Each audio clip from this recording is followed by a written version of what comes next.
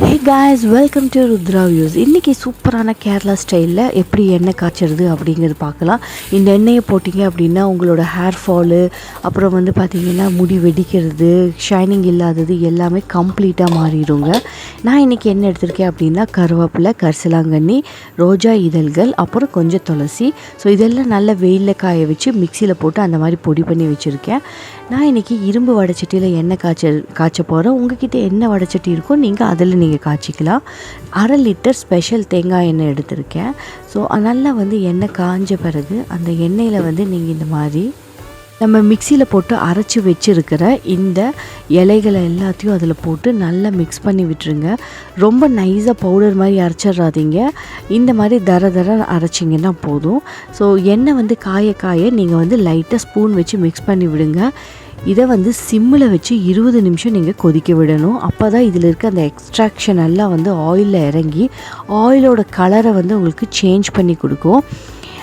இந்த மாதிரி காய வச்ச பிறகு அந்த வடைச்சட்டியை அப்படியே 1/2 hour to 1 hour விட்டுருங்க. அதுக்கப்புறம் நீங்கள் வடிகட்டினா போதும். இந்த மாதிரி வடிகட்டியில் வடிகட்டிட்டு இதை அப்படியே வடிக்க வச்சு ஒரு 1 மணி நேரம் விட்டுருங்க. எக்ஸ்ட்ரா இருக்க ஆயிலெல்லாம் வந்து கீழே வந்து அது இறங்கிடும் அந்த பாத்திரத்தில். நம்ம வந்து இந்த ஆயிலை இன்றைக்கி ஒரு கிளாஸ் ஜாரில் ஸ்டோர் பண்ண போகிறோம்.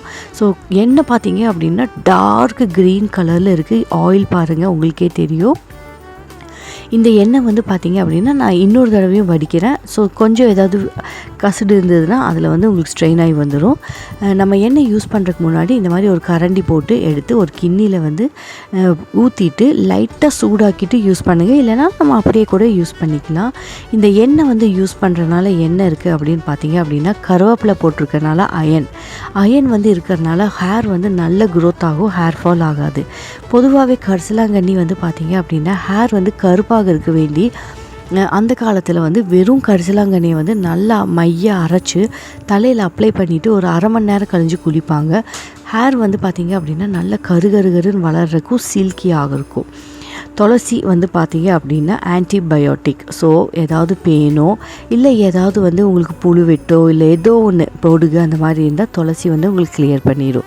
ரோஸ் பெட்டல்ஸ், ரொம்ப ஷைனிங்கான ஃபேஸ் வேணுமா இல்லை எது இருந்தாலும் சரி ஸ்கின்னுக்கோ அது ஹேருக்கும் கூட தாங்க. ஸோ அது போட்டிங்க அப்படின்னா ஹேர் ரொம்ப ஷைனிங்காக இருக்கும், அவ்வளோ பியூட்டிஃபுல்லாக உங்களுக்கு இருக்கும். நீங்கள் வேணால் இதில் வெந்தயம் யூஸ் பண்ணிக்கலாம், வெங்காயம் யூஸ் பண்ணிக்கலாம். பட் சைனஸ் பிரச்சனை இருக்கிறவங்க தயவுசெய்து அது யூஸ் பண்ணாதீங்க.